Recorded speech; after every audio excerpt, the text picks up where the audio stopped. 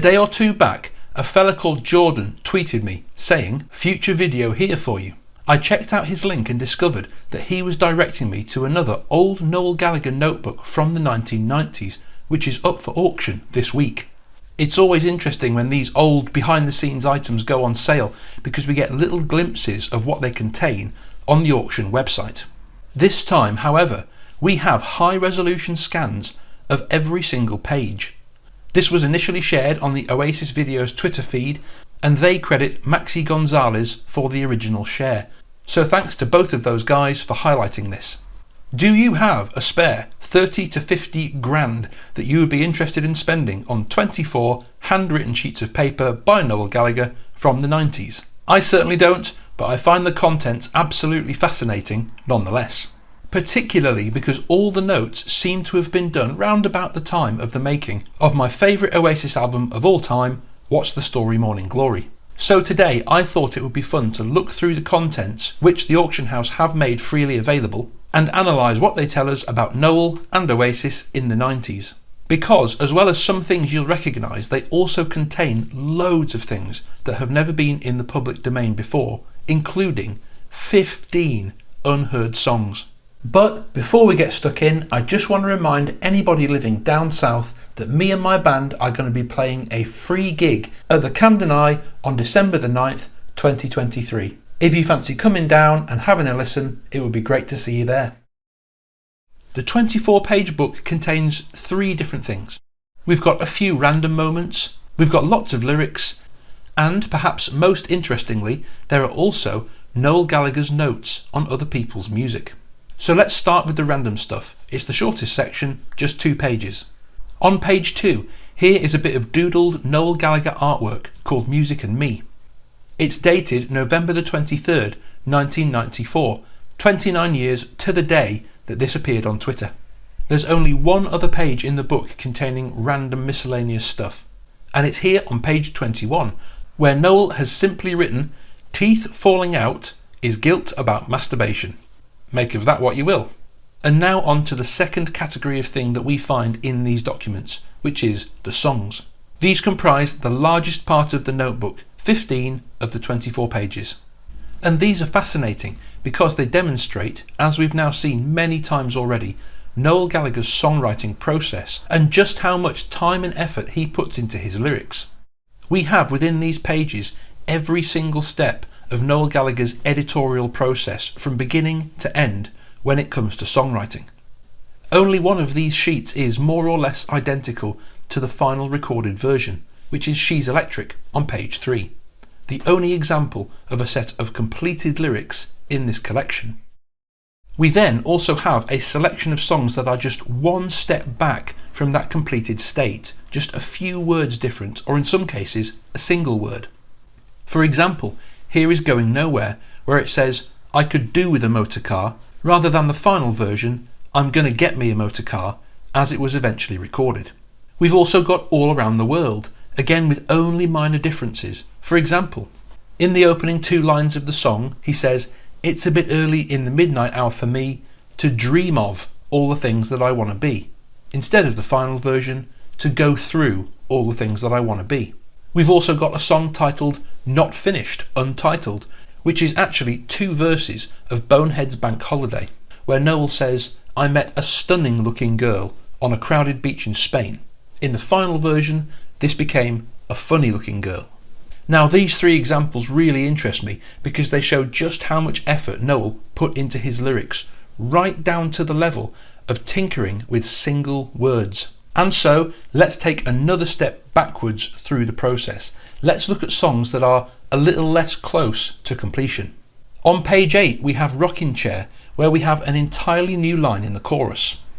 Instead of the line saying, "It's hard enough sitting there," we have, "The sun is shining in your hair." Other than that, the rest of the lyrics seem pretty much the same. But as we progress through the papers and get to more and more songs that are further back in the process, we see more and more elements of Noel Gallagher's songwriting crafting process. Have a look at this one. On pages 6 and 7 we have an early draft of Step Out with loads of different lyrics. For example, the bridge is now completely different. It now says, Me and Mr. Disco in a beat up car went burning down the road.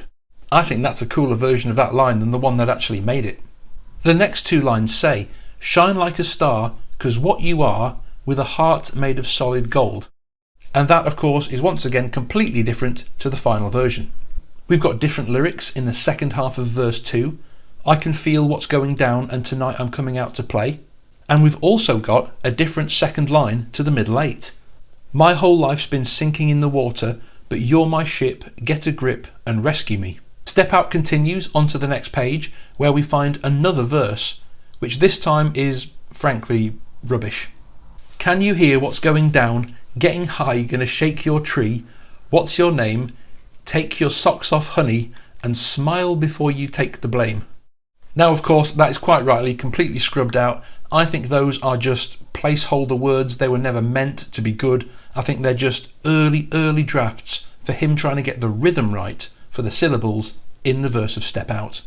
Progressively, the songs get more and more unrecognisable as we keep moving backwards through Noel's songwriting process and seeing examples of half-finished, half-constructed compositions. Did you ever fall for the idea that Noel often only wrote one verse to a song because he was lazy and couldn't be arsed? If so, you're about to see the evidence that that's not true. Here is Roll With It with extra verses written. Noel didn't neglect to write extra verses for these songs, he actually did. Looking at this notepad and other ones that we've seen in the past, it's my personal impression that the reason many of those songs only had one verse wasn't through lack of effort, but was more a result of excessive perfectionism. It looks to me like if he had one verse that was perfect and 3 other verses that weren't good enough, he would just repeat the perfect verse rather than having anything else in the song he wasn't happy with. So let's take a look at the first draft of the middle 8 of Roll With It, which is one of my favourite set of Noel lyrics ever written in the finished form. "Rows of hope and people drag you down, live the rumours passed around the town." Now let's have a look at verses 3 and 4 of Roll With It, 2 sets of lyrics that never made it. "So sing a song with me, bang a gong with me, it's 3:45 and there's someone at the door, I don't think I can take much of this no more. So what is wrong with you? I like your attitude, the rain feels the same and it's fucking up my brain." Yeah, they're okay, but I can also see why he dropped them. Now let's keep moving backwards through the earlier drafts. On page 1 of the manuscript we have this, a crossed out 90% finished version of Champagne Supernova. In this version the chorus is pretty much finished. We've also got the "Where were you while we were getting high" refrain, but there are also a scattering of lines from a much earlier version of this song. I'm aware Noel told a story that he just went into a kitchen one night and wrote the song in just a few minutes, but that is obviously a bit more Noel Gallagher legend making, because here we can see him redrafting the song and literally putting its finished percentage on the page, 90%. And the 100% finished version doesn't appear in this notebook. I think he took ages over that song. This 90% finished draft starts with 2 new lines. "Turn around and face the change, you were me when I was strange." If you look at verse 2 as well, we have another set of early draft lyrics. "You've been always asking why, dreams are dreams, they never die. Feel alive, 'cause we know what we are."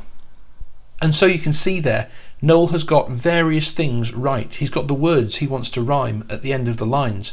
It's a bit like a massive hunk of rock that he's slowly turning into a sculpture. He's got this bit, and now he needs to get this bit to match it.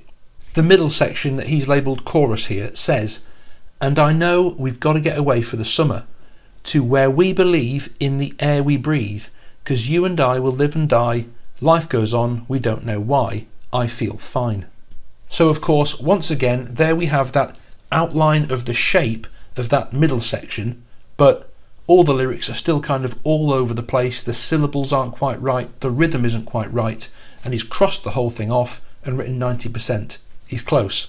And so that's all of the kind of easily recognisable under construction songs in this booklet. But now let's look at the ones that are a stage back, the ones that are well and truly midway through the construction process.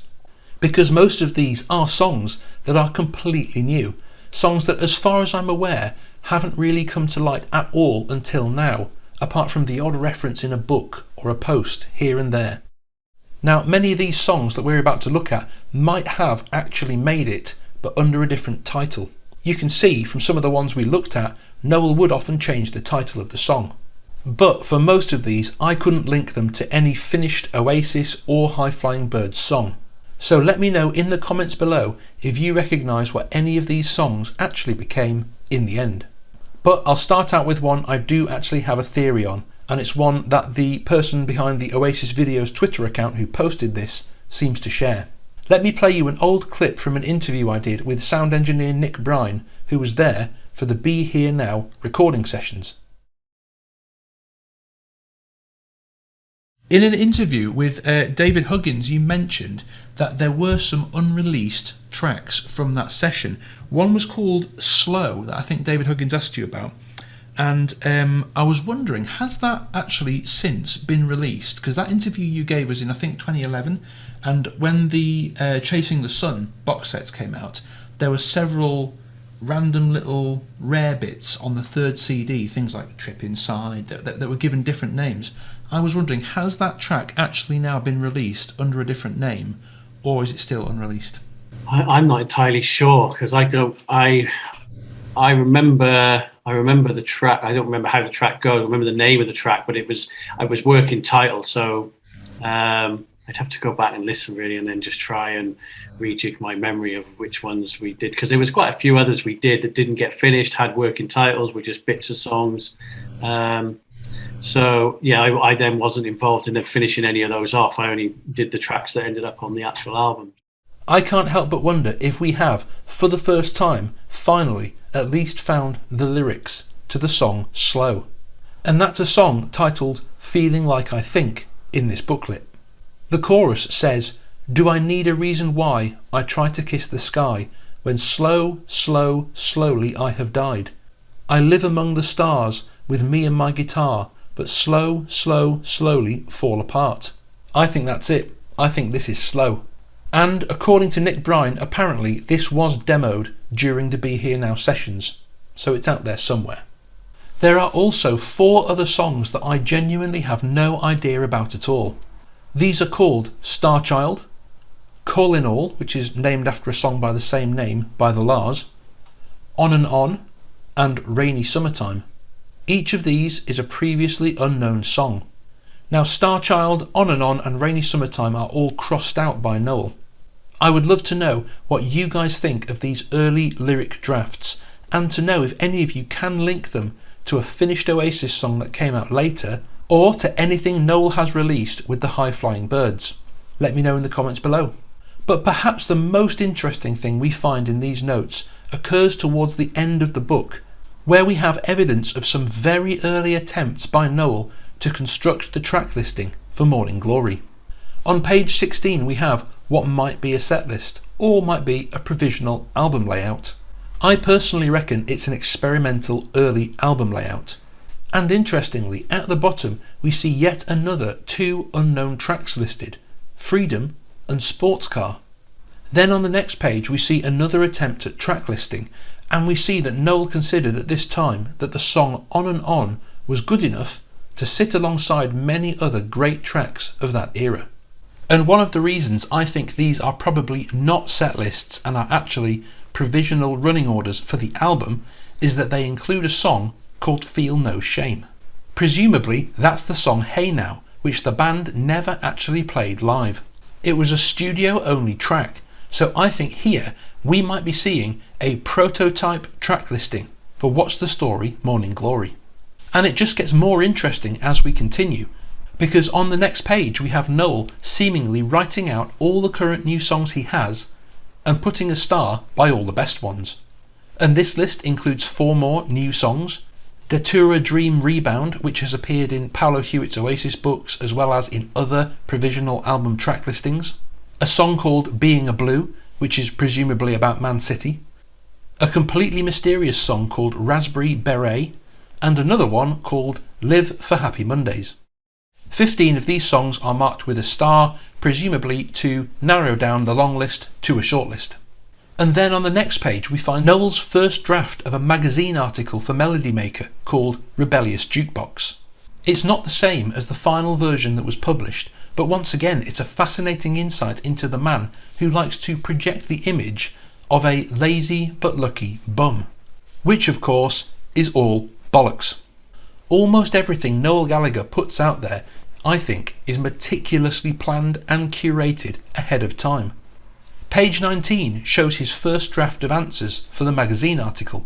Pages 22 to 24 show his second draft, with different choices and more detail. And then, when you look at the final, finished, published article, it's different again. And listen to this little bit he writes at the end of the final song. The farm, James, in spiral carpets are still employed. Lee Mavers and the Clags, meaning the real people, are not. It's not fair. And now, all that's left to look at is the back cover, where we find Noel has jotted down an old phone number and the address 98 Maytrove Road, West Hampstead. And I think I might know what this address is. I think it might be Guigsy's old house. Listen to what Paolo Hewitt says in Getting High. Noel had experienced mixed thoughts about leaving Manchester. It was his hometown and he was fiercely proud of it.